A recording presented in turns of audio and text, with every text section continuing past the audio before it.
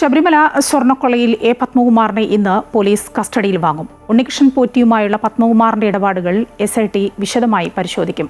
ഭരണ നേതൃത്വത്തിലുള്ളവരടക്കം കൂടുതൽ പേർക്ക് സ്വർണ്ണക്കൊള്ളയിൽ പങ്കുണ്ടോ എന്നതിൽ വ്യക്തത വരുത്താനാണ് അന്വേഷണ സംഘത്തിന്റെ ശ്രമം. മുരാരി ബാബുവിന്റെ ജാമ്യാപേക്ഷയിലും ഇന്ന് വിധി പറയും. വിവരങ്ങളുമായി ദേവിക ചേരുകയാണ്. ദേവിക, പത്മകുമാറിനെ കസ്റ്റഡിയിൽ ആവശ്യപ്പെട്ടിരിക്കുകയാണ് SIT. ഇന്നിപ്പോൾ കസ്റ്റഡിയിൽ വാങ്ങും. പത്മകുമാറിൽ നിന്ന് ഒട്ടേറെ കാര്യങ്ങൾ ഇനിയും SITക്ക് അറിയാനുണ്ട്. അതിനുശേഷമായിരിക്കാം ഒരുപക്ഷെ ഇനിയിപ്പോഴുള്ള ചോദ്യം ചെയ്യലുകൾ അത്തരം കാര്യങ്ങളിലേക്കൊക്കെ കടക്കുക. അതുകൊണ്ട് ഇന്നത്തെ ഈ കസ്റ്റഡിയിൽ വാങ്ങൽ നിർണായകമല്ലേ? തീർച്ചയായിട്ടും മായ സൂചിപ്പിച്ചതുപോലെ തന്നെ എ പത്മകുമാറിന്റെ മൊഴി ഈ ഒരു സ്വർണ്ണക്കൊള്ള കേസിൽ വളരെ നിർണായകമാണ്. മുൻപ് ഈ എ പത്മകുമാറിനൊപ്പം ദേവസ്വം ബോർഡിലുണ്ടായിരുന്ന 2 അംഗങ്ങളെ ജയശങ്കറിനെയും ശിവശങ്കറിനെയും ഈ വിജയകുമാറിനെയും നേരത്തെ SIT മൊഴിയെടുത്തിരുന്നു. എങ്കിലും അവർക്കെതിരെ തുടർ നടപടികളൊന്നും തന്നെ ഉണ്ടായിരുന്നില്ല.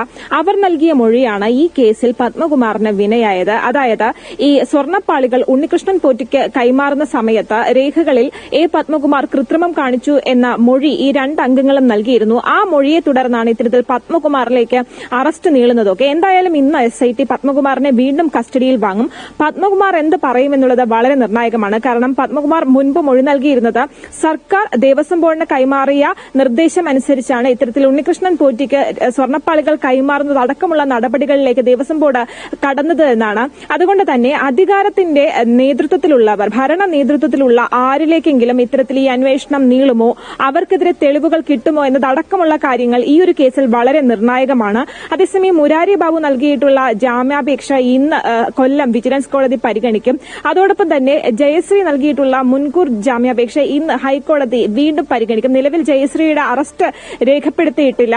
ഇത്തരത്തിൽ ആ ദേവസ്വം ബോർഡിലെ ഒരു ഉദ്യോഗസ്ഥ മാത്രമായിരുന്നു താനെന്നാണ് ജയശ്രീ നേരത്തെയും വാദിച്ചിരുന്നത്. എന്തായാലും ആ ഒരു കേസിലും ഇത്തരത്തിൽ ഇന്നൊരു വിധി ഉണ്ടാകും.